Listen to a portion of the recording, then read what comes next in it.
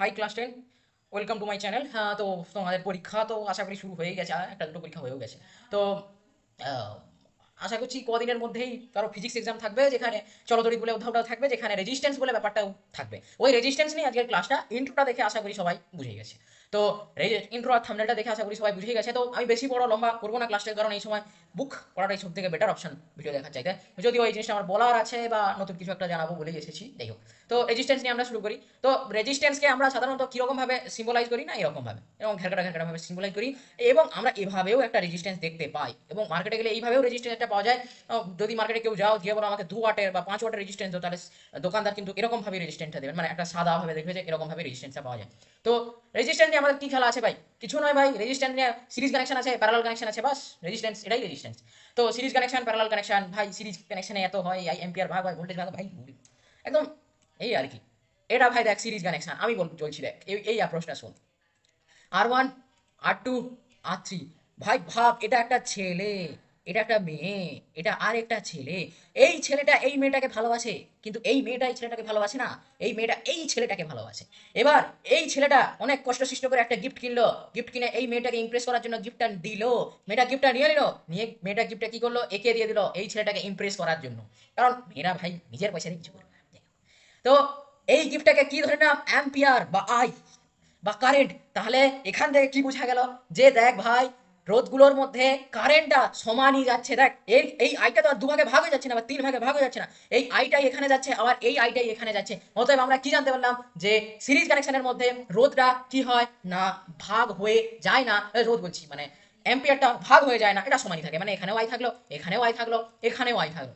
কিন্তু যদি বলি ভোল্টেজের কথা, যদি এখানে ভিএ থাকে, এখানে ভিবি হয়ে যাবে, এখানে ভিসি হয়ে যাবে, এখানে কি হয়ে যাবে না, ভিডি হয়ে যাবে। এবার আমরা এটাকে প্রুভ করবো কি করে, না দেখ, VA minus VB, VA minus VB সমান কি লিখতে, এই রোধগুলো যে চেঞ্জ হচ্ছে, এই চেঞ্জগুলো নিয়ে আমরা খেলবো। পরেরটাও যখন আমরা প্যারালাল কানেকশন করবো, তখন সেখানে আমরা চেঞ্জগুলো নিয়ে খেলবো। আমি একটু ফার্স্ট করছি, যে VA minus VB equal to VB minus VC plus, VA minus VB plus VB minus VC plus VC minus VD.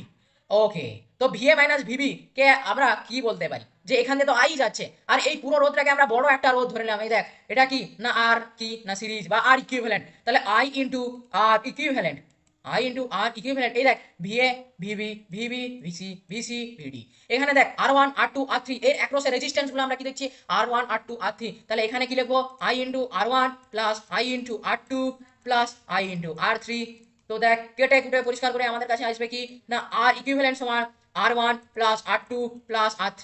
Okay, তো এটা সমান মানে শ্রেণী সমাহারে বোঝা গেল। এবার সমান্তরাল সমবায়। তো প্রথমে আমার এক্সাম্পলটাই নেওয়া যাক। তো এরকম ভাবে কি থাকে না, সমান্তরাল সমবায়টা থাকে। এক্ষেত্রে দেখ, এখানে ভিএ আছে, এই ভোল্টেজটা কিন্তু দুটোর মধ্যে ভাগ হয় না, মানে এখানেও যেটা থাকে এখানেও সমান থাকে, যাই হোক। তো এখানে কি হয় না, অ্যাম্পিয়ারটা ভাগে যায়। ভাই কেন ভাগ হয়? দেখ আমার অ্যাপ্রোচে, এটা একটা ছেলে, এটা একটা মেয়ে। এই ছেলেটা এই মেয়েটাকে একটা গিফট দিল, মেয়েটা সেই গিফটটাকে তাদের দুজনের মধ্যে ভাগাভাগি করে নিল। তো এদের মধ্যে ট্রু লাভ আছে। তো দেখ ভাই, এখানে অ্যাম্পিয়ার গেল এবং এদের দুজনের মধ্যে ভাগ হয়ে গেল। কি হলো না, ভাগ হয়ে গেল। তো এরকম যখন আমরা কানেকশন দেখবো, তখন আমরা তাকে কি বলবো না, প্যারালাল কানেকশন। ওকে, তাহলে এটা কি ধরলাম, এটা R1 ধরলাম, এটা আমাদের R2 ধরলাম। দেখ ভাই, এখানে কি ভাগ হচ্ছে না, অ্যাম্পিয়ারটা ভাগ হয়ে যাচ্ছে, মানে I1 I2। তাহলে আমরা এখানে খেলবো কি নিয়ে, না অ্যাম্পিয়ার নিয়ে। ওকে, তাহলে আমরা কি বলতে পারি, I সমান I1 প্লাস I2। ওকে, ওকে, তাহলে আমাদেরকে কি বার করতে হবে ভাই, রোধ মানে রোধ বার করতে হবে। তাহলে আমরা যদি voltage V equal to I R, ওহমের সূত্র তো সবাই পড়েছে, তাহলে কি হবে না, V by R equal to I, V by R equal to I. তো আমরা এখানে ভি বাই আরটাই পুট করবো, কারণ ভিটা দেখছি সব জায়গায় সেম আছে, তাহলে সব জায়গায় কেটে যাবে।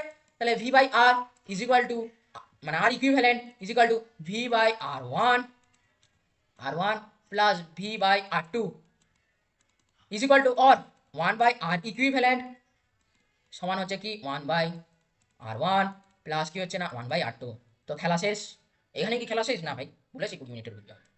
তো R1 মানে এই সূত্রটা আমাদের কাছে ফাইন্ড আউট হয়ে গেল। তো এরপরে এরপরে সোজাসুরি আমি চলে আসবো কিছু মোস্ট মানে একটা ভালো ভালো কিছু কোশ্চেন নিই। কি না, ফার্স্ট কোশ্চেন আমরা দেখে নিচ্ছি। এখানে দেখ, এখানে একটা রোধ আছে, এখানেও একটা রোধ আছে, আবার দেখ এখানেও একটা রোধ আছে, আবার দেখ এখানেও একটা রোধ আছে, আবার দেখ এখানেও একটা রোধ আছে।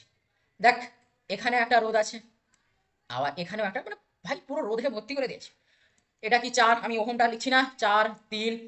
এটা 6, এটা 3, এটা 3, আর এখানে আছে 8, এখানে কত আছে 4। আমি ডায়াগ্রামটাকে একটু ছোট করে নিচ্ছি, ছোট। তো কি হবে, আমাদেরকে কি বলেছে না, এই যে পুরো টোটাল রেজিস্ট্যান্স ফাইন্ড করতে বলেছে, কি না টোটাল রেজিস্ট্যান্সটা আমাদের ফাইন্ড করতে বলেছে, মানে আর ইকুইভ্যালেন্টটা ফাইন্ড করতে বলেছে। তাহলে আর ইকুইভ্যালেন্ট আমরা কিভাবে ফাইন্ড করব, দেখাই যাক। দেখ ভাই, আমরা একদম শেষ থেকে শুরু করব। এই যে শেষ, সেটা রোধের শেষ, এখান থেকে ভাই শুরু করি না, এখান থেকে শুরু, শেষ থেকে শুরু করি রোধের ক্ষেত্রে। দেখ, আমি একটা জিনিস এই জিনিসটা করানোর ক্ষেত্রেই বলে দিই যে কি, দেখ ভাই, এই সমান্তরাল সমবায়ের ক্ষেত্রে দুটো রোধ শুরু হলো একটা পয়েন্ট থেকে, আবার দুটো রোধই একটা পয়েন্টে গিয়ে মিলে গেল, মানে দুটো রোধ মিলছে, শুরু হচ্ছে একটা পয়েন্টে, আবার একটা পয়েন্টে গিয়ে দুটো রোধ মিলে যাচ্ছে। কিন্তু শ্রেণী সমবায়ের ক্ষেত্রে দেখ, একটা পয়েন্ট থেকে রোধ শুরু হলো কিন্তু আরেকটা পয়েন্টে গিয়ে রোধ শেষ হলো, এই দুটো কিন্তু মিলছে না। অতএব এটা হচ্ছে সমান্তরাল আর শ্রেণী সমবায় চেনার একটা মানে মুখ্যম উপায়। তাহলে দেখ, এখানে কিন্তু দুটো রোধ কি হচ্ছে, একে অপরের সাথে মানে কি হচ্ছে, দেখ ভাই, দুটো রোধ মিলে যাচ্ছে, দুটো রোধের end point are starting point মিলে যাচ্ছে, মানে এটা কি না সমান্তরাল সমবায় আছে। তাহলে আমরা কি দাঁড়াবো ভাই, 1/r ইকুয়াল টু, আমি একদম ডাইরেক্ট করছি, 1/3 প্লাস 1/6, মানে কত হচ্ছে না 6 হচ্ছে 3 মানে 6, 2 প্লাস 1 মানে 3/2, 3/6, মানে r সমান কেউ উল্টে গেলে কত হবে 2 ওহম, মানে এটা কত হলো 2 ওহম। আমি এবার কি করছি, এই যে এই পার্টটা আছে, এই পার্টটাকে আমি পুরো মুছে দিচ্ছি, এই পার্টটা পুরো মুছে দিচ্ছি, এবং এই পার্টটাতে গিয়ে লিখছি কত না আমাদের রোধ বেরোলো কত 2 ওহম। তাহলে দেখ ভাই, এটার কিন্তু end point are starting point same নয়, অতএব এটা কি সমবায় আছে ভাই, এটা আছে শ্রেণী সমবায়। তাহলে কি 2 3 5 3 2 5 3 8 সমান এটা কত হয়ে গেল 8 ওহম। তাহলে আমি এটাকে মুছছি ভাই,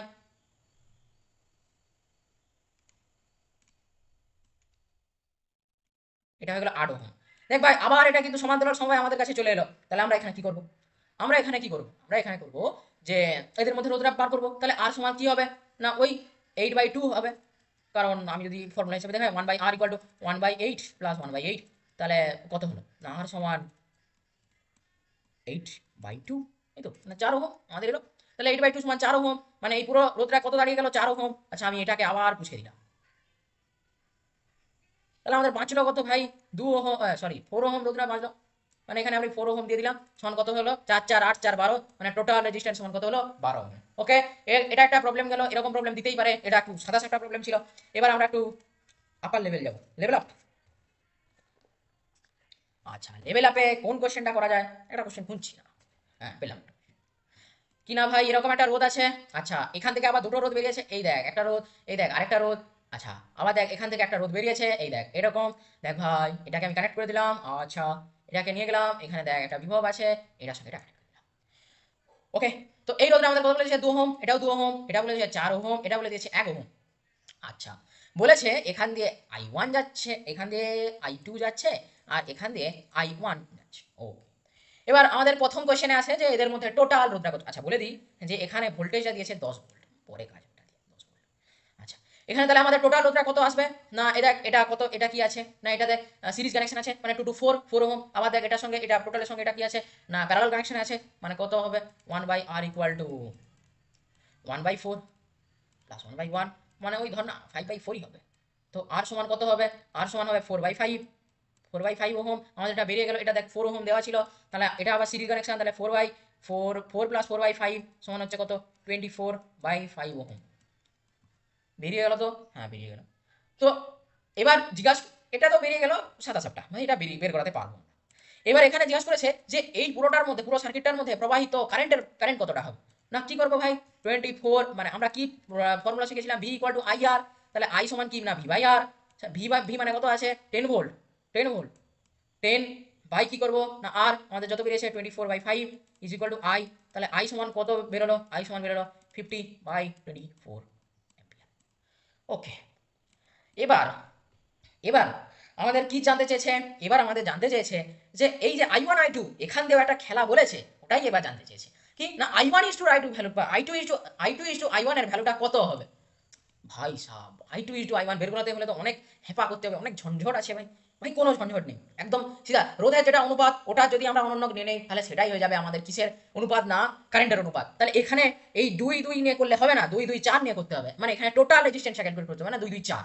আচ্ছা, দেখ এটা I1 I2 কখন ভাগ হবে ভাই, ভাগ হবে কি কানেকশনে, প্যারালাল কানেকশনে। তাহলে প্যারালাল কানেকশনের সময় এই কেসটা আসবে, সিরিজ কানেকশনের সময় অবভিয়াসলি এই কেসটা আসবে না। অতএব এই টোটাল রেজিস্ট্যান্স কত না 4 ওহম। আচ্ছা, তাহলে আমাদের I2, আমি কি বললাম যে I2 ইজ টু I1 কি হয়ে যাবে, I2 ইজ টু I1 হয়ে যাবে আমাদের 1/4, আমি কি বললাম রোধের অনন্য, ওইখানে রোধটা কত ছিল 4, তাহলে 1/4 রোধের অনুনাক ইজ টু ওই রোধটা কত ছিল 1, মানে 1/1 সমান হচ্ছে I2 ইজ টু I1, আমাদের কত এলো I2 ইজ টু I1 এলো আমাদের 1:4। খেলা এখনো শেষ হয়নি, এখানে আরেকটাও কোশ্চেন আছে। এখানে বলেছে তাহলে ফাইন্ড আউট করো যে I2 এর ভ্যালুটা কত। কেস, কোনো কেস নয়, এখান দিয়ে বলেছে যে এই যে 50/24 অ্যাম্পিয়ার কারেন্টটা যাচ্ছে, তাহলে I2 ইজ টু I1 এর অনুপাতটা আমরা পেয়ে গেছি। তাহলে আমরা কি অনুপাতিক ভাগার ফর্মুলা দিয়ে এটা বের করাতে পারবো না? হ্যাঁ ভাই পারবো। তো কি করব?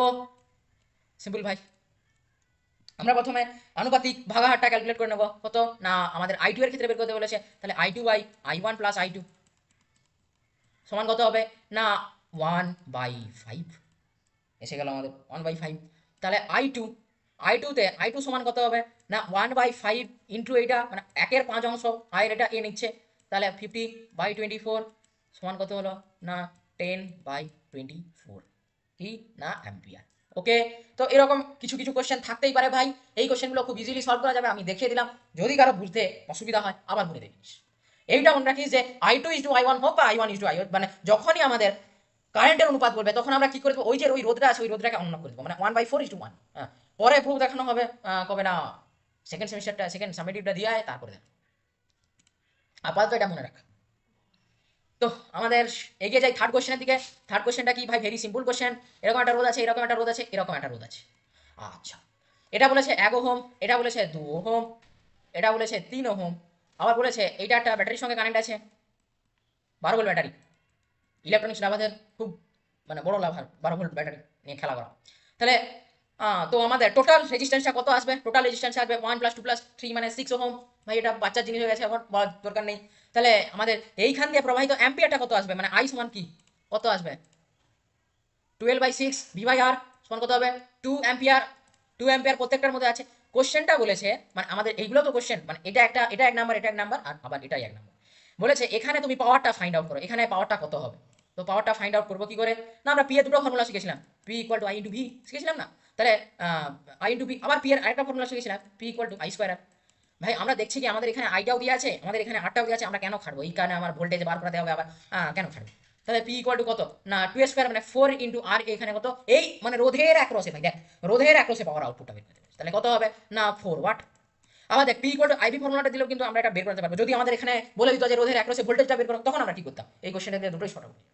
P = I × V, তাহলে দেখ P সমান কত হবে, মানে V সমান কত হবে এটা ফাইন্ড আউট করার ব্যাপার। তাহলে V সমান কি জানি IR, তাহলে V সমান এখানে কত হবে দেখ 1 ওহম আর 2 অ্যাম্পিয়ার যাচ্ছে, তাহলে 2 × 1 হচ্ছে 2, তাহলে P সমান কত হলো 2 × 2, সেই দেখ 4 ওয়াটই আসছে।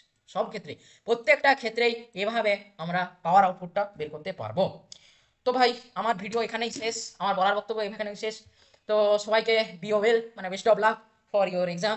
সবাই একটু দেখে যাস, ওই যে জুলের সূত্র আছে, তারপরে ওয়ার্কের সঙ্গে যে জুলের সম্পর্কটা ওটাও একটু দেখে যাস ওই পার্টটা। আর ভাই আমার একটা ভিডিও অলরেডি আপলোড করা আছে চ্যানেলে ইলেকট্রোম্যাগনেটিজমের উপরে, ওই পার্টটা দেখে নিতে পারিস, নাও দেখলে চলবে ভাই, কেন ওটাতে অনেক অনেক হাই ডিটেলসে ভিডিওটা আছে, তো ওটা না দেখলেও চলবে। তো সবাইকে যাই হোক B well, best of luck. সবাই কিন্তু জুলের সূত্রটা পড়ে যাস, ওখান থেকে কোশ্চেন থাকতে পারে।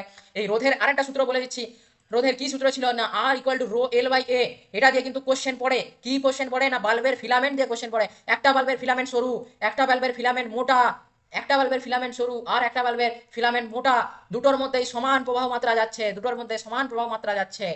তাহলে কার তাহলে কার মানে কে বেশি শক্তি খরচ করবে, মানে কে বেশি শক্তি খরচ করবে ভাই, যে পাতলা। কারণ দেখ এই যে এটা এটা মানে কার ক্ষেত্রে রোধটা সবচেয়ে বেশি হবে, রোধটা সবচেয়ে বেশি মানে কি সে শক্তি খরচ বেশি করবে, কারণ P = আমরা ফর্মুলা শিখলাম কি I²R, এখানে আইটা যেহেতু কনস্ট্যান্ট, অতএব আর বেশি খরচ করলে কি হবে, সে কি করবে না সে পাওয়ারটা বেশি নেবে। হ্যাঁ, তো P = I²R।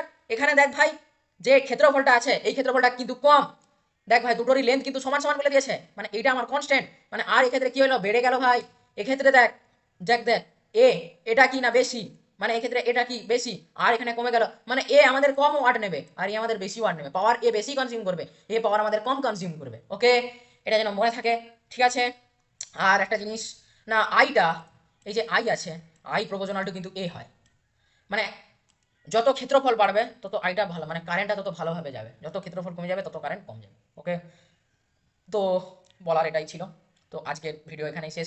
পড়ে যাস কিন্তু জুলের সূত্র, ইলেকট্রোম্যাগনেটিজম, তারপরে একটা জিনিস আছে ওই যে ক্লকওয়াইজ রোটেশনে কি হবে, মানে এই এরকম রোটেশনে কোন ফিল্ড তৈরি হবে, এরকম রোটেশনে একটা রোটেশন এরকম, একটা রোটেশন এরকম যাচ্ছে, কোন ফিল্ড তৈরি হবে, এগুলো সব একটু বই থেকে দেখে নিস ভাই, এতটা বেশি ডিটেলে নয়। জেনারেটর অ্যান্ড মোটর এত ডিটেলে করতে হবে না, ওদের ডায়াগ্রামেটিক কোশ্চেনও আসে না ভাই, জেনারেটর অত ডিটেলে করতে হবে না। তো কি কি করবি না, ওই ইলেকট্রোম্যাগনেটিজমটা একটু করবি, না ওই যেটা সূত্রগুলো আছে যেগুলো মানে সাঁতারের সূত্র আছে, যেটা আমাদের থামস রুল আছে যেটা, তারপরে মানে আমাদের লেফট হ্যান্ড রুল, আমাদের রাইট হ্যান্ড রুল, জেনারেটরে ইলেকট্রিকের ডিরেকশন মাপার জন্য বার্লো চক্রপাঠটা ভালো করে করে যাবি, বাস ভাই আর কিছু দরকার নেই, চলো তোর এখানেই শেষ।